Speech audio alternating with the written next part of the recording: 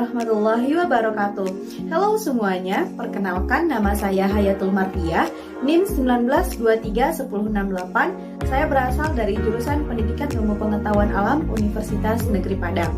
Oke smart people, pada kesempatan kali ini saya akan mencoba menjelaskan mengenai permasalahan pokok dalam sistem pendidikan di Indonesia serta penanggulangannya. Nah, sebagaimana yang kita ketahui bahwasanya pendidikan merupakan suatu sistem yang tak dapat dipisahkan dari kehidupan sosial, budaya, dan masyarakat sebagai suatu suprasistem. Artinya, pembangunan pada sistem pendidikan itu tidak mempunyai arti apa-apa apabila tidak sinkron dengan pembangunan nasional.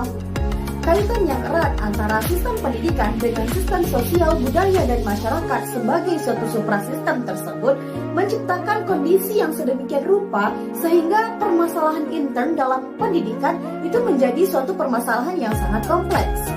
Maksudnya di sini, suatu permasalahan intern dalam sistem pendidikan itu tidak dapat dilepaskan dari masalah-masalah atau faktor-faktor lain di luar sistem pendidikan itu sendiri. Misalnya, masalah mutu hasil belajar di suatu lembaga pendidikan atau sekolah yang tidak dapat dilepaskan dari kondisi sosial, ekonomi, dan budaya masyarakat sekitar di mana peserta didik dari sekolah tersebut berasal, dan faktor-faktor lainnya yang mempengaruhi mutu hasil belajar di sekolah tersebut. Nah, berdasarkan kenyataan tersebut, maka penanggulangan masalah pendidikan di Indonesia itu juga menjadi sangat kompleks, melibatkan banyak pihak dan menyangkut banyak komponen. Pada dasarnya, ada dua masalah pokok yang dihadapi oleh dunia pendidikan di tanah air dewasa ini. Pertama, bagaimana pendidikan dapat dinikmati oleh seluruh warga negara. Yang kedua, bagaimana pendidikan dapat membekali peserta didik dengan keterampilan kerja yang mumpuni sehingga peserta didik dapat langsung terjun ke kancah kehidupan masyarakat. Untuk menjawab pertanyaan-pertanyaan tersebut, mari kita kupas satu persatu 4 masalah pokok dalam pendidikan yang telah menjadi kesepakatan nasional yang perlu diprioritaskan penanggulangannya. 4 masalah yang dimaksud adalah: yang pertama, masalah pemerataan pendidikan, masalah mutu pendidikan, masalah efisiensi pendidikan, dan yang terakhir masalah relevansi pendidikan. Yang pertama adalah masalah pemerataan pendidikan. Masalah pemerataan pendidikan adalah bagaimana sistem pendidikan tersebut dapat menyediakan kesempatan yang seluas-luasnya kepada seluruh warga negara untuk dapat merasakan pendidikan, sehingga pendidikan tersebut dapat menjadi sarana untuk pembangunan sumber daya manusia dalam rangka menunjang pembangunan nasional. Masalah pemerataan pendidikan ini timbul karena masih banyak warga negara, khususnya anak usia sekolah, yang tidak dapat merasakan pendidikan di bangku sekolah atau di lembaga pendidikan karena kurangnya fasilitas yang tersedia. Padahal, masalah pemerataan pendidikan di Indonesia ini itu telah dinyatakan dalam Undang-Undang Nomor 4 Tahun 1950 sebagai dasar-dasar pendidikan dan pengajaran di Indonesia. Pada bab 11 pasal 17 yang berbunyi, tiap-tiap warga negara Republik Indonesia mempunyai hak yang sama untuk dapat diterima sebagai peserta didik di suatu lembaga pendidikan apabila syarat-syarat untuk pendidikan dan pengajaran di sekolah tersebut telah dipenuhi. Berbagai upaya pemecahan masalah pemerataan pendidikan di Indonesia telah dan sedang diupayakan oleh pemerintah dalam rangka meningkatkan kecerdasan kehidupan bangsa. Nah, pemecahan masalah tersebut dijalankan melalui dua cara konvensional dan cara inovatif. Cara konvensional antara lain, membangun gedung-gedung sekolah seperti SD Impres atau ruangan belajar. Dan yang kedua, menggunakan gedung-gedung belajar tersebut dengan sistem double shift atau sistem bergantian. Nah, sehubungan dengan hal tersebut, maka upaya yang perlu digalakkan bagi masyarakat adalah membangkitkan kemauan belajar bagi masyarakat atau keluarga yang kurang mampu untuk mau menyekolahkan anaknya. Adapun upaya inovatif yang diterapkan oleh pemerintah antara lain, yang pertama menerapkan sistem PAMONG atau pendidikan melalui masyarakat, orang tua, dan guru, atau juga dikenal dengan Impact System atau Instructional Management by Parents, Community, and Teachers. Selanjutnya, membangun SD kecil pada daerah terpencil, menerapkan sistem guru kunjung, membangun SMP terbuka atau In-School, Out-of-School Approach, menerapkan sistem kejar paket A dan paket B, dan yang terakhir, belajar jarak jauh seperti universitas terbuka. Permasalahan pendidikan yang selanjutnya adalah permasalahan mutu pendidikan. Mutu pendidikan dipermasalahkan apabila hasil pendidikan belum mencapai taraf yang diharapkan. Penilaian mutu hasil pendidikan pertama kali dilakukan oleh lembaga penghasil sebagai produsen tenaga terhadap calon luaran dengan sistem sertifikasi. Nah, selanjutnya, jika luaran tersebut terjun ke lapangan, maka penilaian kerja dilakukan oleh lembaga pemakai sebagai konsumen tenaga dengan menggunakan sistem tes unjuk kerja atau performance test. Lazimnya, setelah itu masih dilakukan pelatihan atau pemagangan bagi calon luaran untuk penyesuaian dengan tuntutan persyaratan di lapangan kerja. Jadi, mutu pendidikan pada akhirnya dilihat dari kualitas luaran pendidikan. Jika tujuan pendidikan nasional dijadikan sebagai kriteria, maka pertanyaannya adalah, apakah luaran dari suatu lembaga pendidikan tersebut menjadi pribadi yang bertakwa, mandiri, dan berkarya? Ataukah ia menjadi anggota masyarakat yang bersosial dan bertanggung jawab? Apakah ia menjadi warga negara yang cinta kepada tanah air dan memiliki rasa kesetiakawanan? Dengan kata lain, apakah keluaran itu menjadikan dirinya sebagai manusia-manusia pembangunan nasional yang mampu membangun dirinya sendiri dan membangun lingkungan di sekitarnya? Nah, kualitas luaran yang seperti itu disebut dengan Nur-Turan Effect. Meskipun disadari bahwa pada hakikatnya produk yang dihasilkan dengan ciri-ciri tersebut itu tidak semata-mata hasil dari sistem pendidikan saja. Tetapi, jika produk yang dihasilkan memiliki ciri-ciri tersebut, maka sistem pendidikan dikatakan mempunyai andil yang cukup. Yang menjadi permasalahan adalah cara pengukuran terhadap produk tersebut itu tidaklah mudah.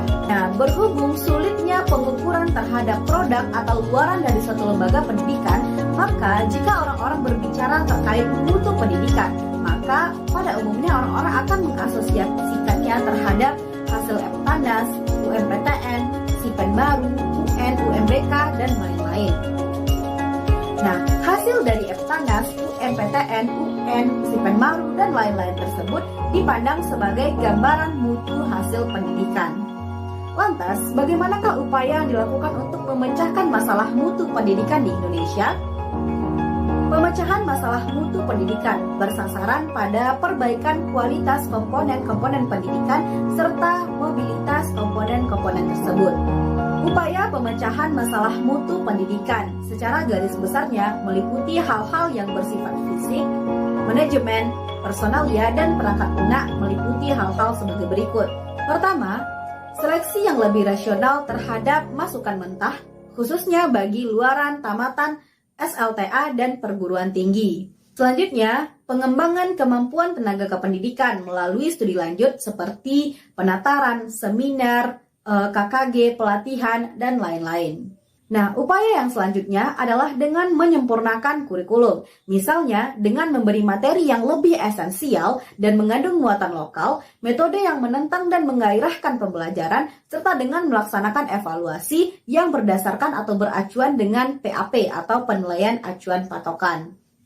Selanjutnya, pengembangan prasarana yang dapat menciptakan lingkungan belajar yang tentram, penyempurnaan sarana belajar seperti buku, media belajar, dan peralatan laboratorium, peningkatan administrasi manajemen khususnya yang mengenai anggaran, dan kegiatan pengendalian mutu yang berupa kegiatan laporan penyelenggaraan pendidikan oleh semua lembaga pendidikan, supervisi dan monitoring pendidikan oleh penilik dan pengawas, sistem ujian nasional atau negara seperti Eptanas atau Sipenmaru, dan yang terakhir akreditasi terhadap lembaga pendidikan untuk menetapkan status suatu lembaga.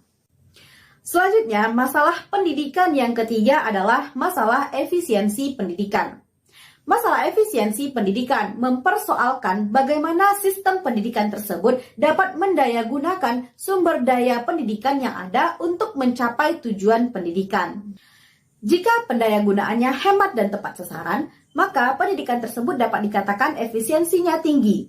Namun jika terjadi sebaliknya, maka dikatakan efisiensi pendidikan tersebut rendah.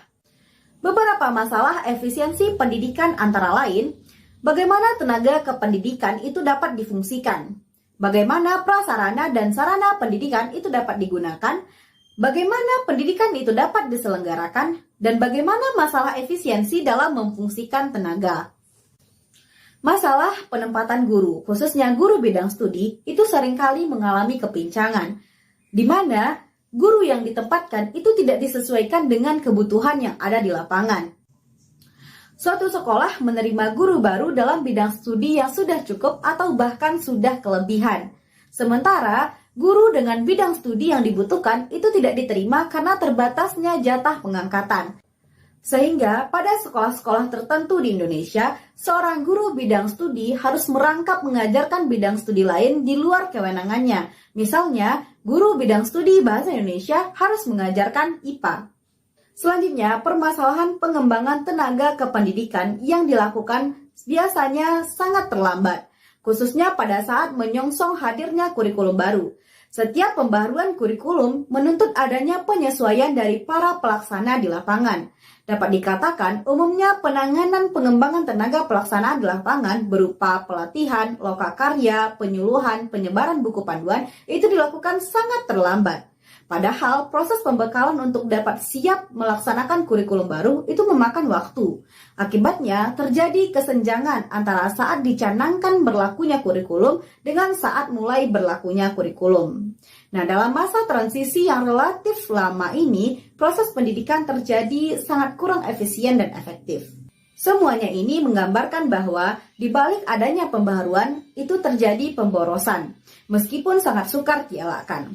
Sebab bagaimanapun juga pembaruan kurikulum itu merupakan tindakan antisipasi terhadap pemberian bekal bagi calon luaran pendidikan agar sesuai dengan tuntutan zaman.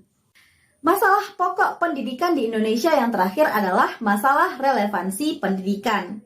Nah, sebagaimana yang telah dijelaskan sebelumnya bahwasanya pendidikan itu sendiri berfungsi untuk menyiapkan sumber daya manusia dalam rangka menunjang pembangunan nasional.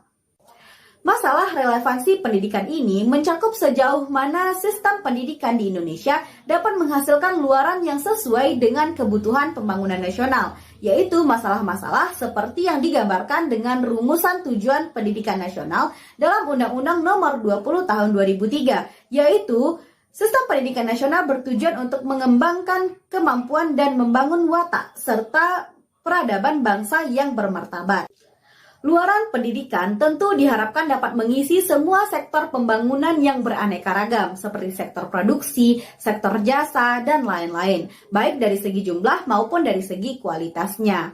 Nah, jika pendidikan menghasilkan luaran yang dapat mengisi seluruh sektor yang tersedia tersebut, maka relevansi pendidikan itu dapat dikatakan tinggi. Sebenarnya, kriteria relevansi seperti yang dinyatakan tersebut cukup ideal jika dikaitkan dengan kondisi sistem pendidikan pada umumnya dan gambaran tentang kerjaan yang ada, antara lain sebagai berikut. Yang pertama, status lembaga pendidikan sendiri masih bermacam-macam kualitasnya.